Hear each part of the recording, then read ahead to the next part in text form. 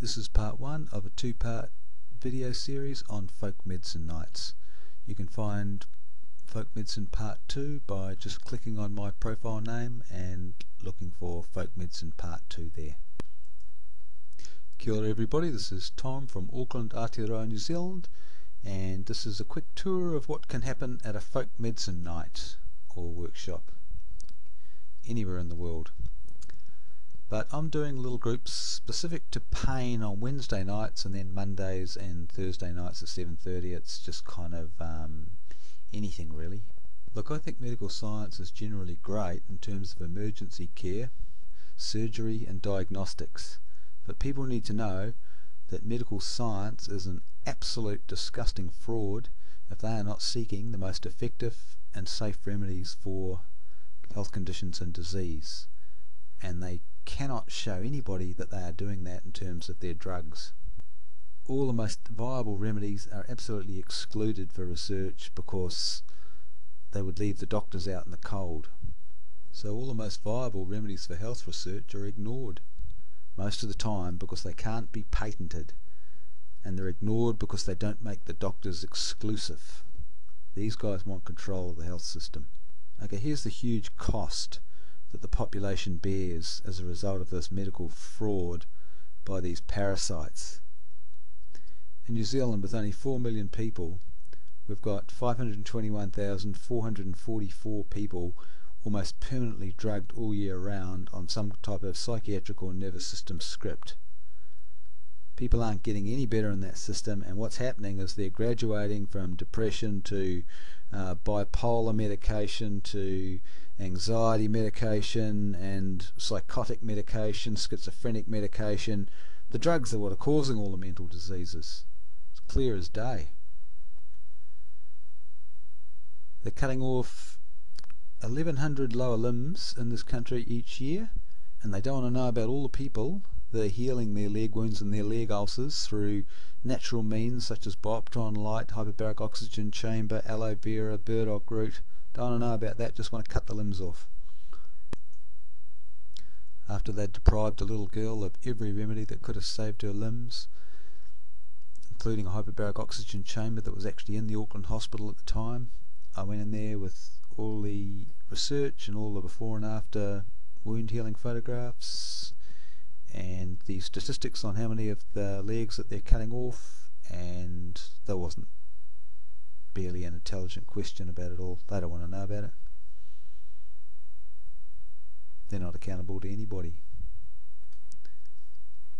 Okay, so what could we do on a folk medicine night? What should we do? Well, I would think that the most important thing is to just show people what well-being is, to do little exercises that really change the way a person feels, and these are largely from a Thai yoga massage routine, and they really do make people feel wonderful. So that's one thing that we could do if that's what people want to experience and learn. That's one thing that we could be doing. I'm pretty sure most people are interested in the idea of taking something to give themselves more energy and to alleviate disease. And so I have got some awesome sound files that people can listen to if they want to go to that group there that I've just highlighted and then click on files, and you'll hear absolutely amazing testimonials coming from pilot trials with noni juice and colostrum in Auckland, as well as people giving health benefits and pain relief benefits from the Bioptron light. But there's plenty more things I'd like to hear about as well, like things like the acai berry and the goji berries. My personal favourites at the moment are a particular type of aloe vera and spirulina.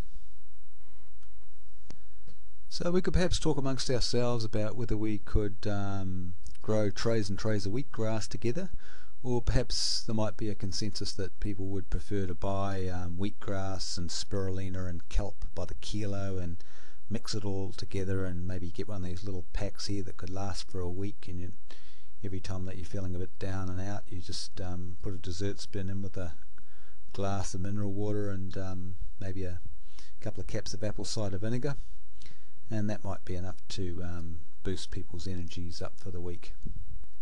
But I do think we've got to kind of look at the most inexpensive way to really give ourselves the nutrients that we need, and to that extent it wouldn't hurt to also stock Himalayan salt, because it's got all the minerals that we need from what I can understand, and it can be also a great detox to put in baths.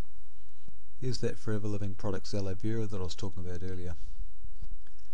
What I've done here is I've got a glass of water and I've put 15 drops of betadine in it, which gives it this brown amber colour.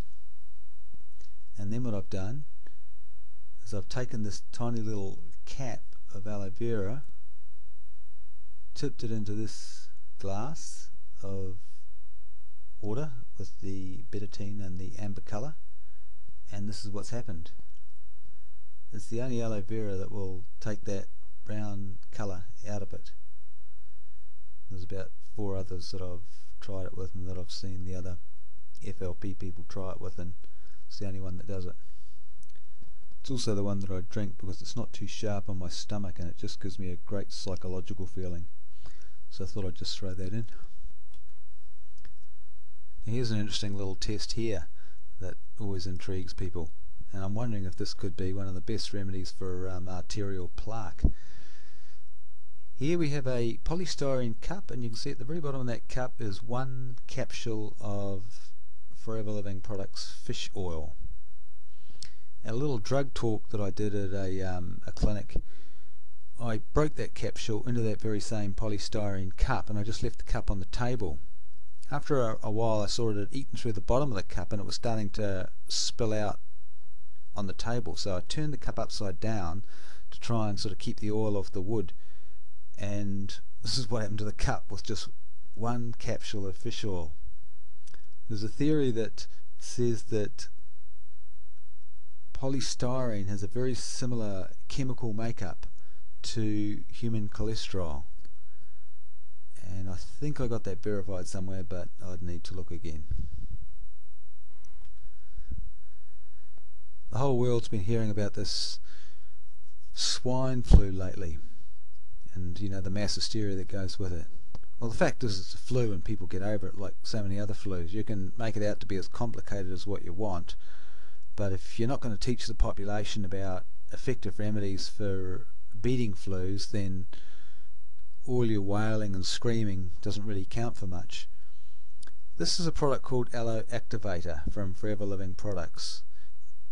If I feel a cold coming on and I put 2 drops of that in each ear and about 3 drops up each nostril, the cold won't kick in.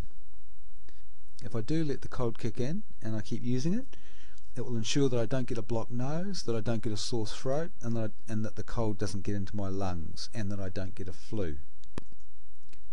Now, I actually ran out of this product recently, and I also overworked myself at the time, and I got a cold that turned into a flu really quickly. However, I got more aloe, and it kept the sinuses free, kept the throat free, and stopped the whole thing getting into my lungs. So I just had the flu. Now, I still had diarrhea, I still had dizziness, I was still forgetting things, I was mentally drained,